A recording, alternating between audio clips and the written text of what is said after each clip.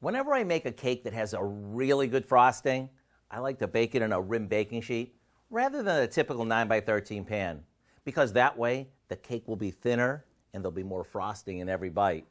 And if you're wondering, will there be enough batter to fill a big baking pan like this? Just watch. For our batter, after mixing together some sugar, eggs, vegetable oil, and vanilla, we add a can of pineapple, juice and all, and our dry ingredients. You see, this goes into a 10x15 rim baking sheet, and we pop it in the oven. While the cake bakes, we make our frosting by beating together marshmallow cream, cream cheese, and powdered sugar.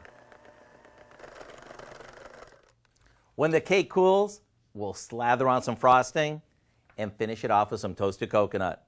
I bet right now you wish you could reach through your TV and grab a forkful. The combo of the pineapple and the coconut makes this a winner, and it doesn't get any more summery than this. So why not go online and print the recipe for our crazy good pineapple sheet cake? That way you'll have it on hand for the weekend. I'm Howard with Kelly in the Mr. Food Test Kitchen, where today we found a tropical way for you to say, ooh, it's so good. You love eating. Tasty.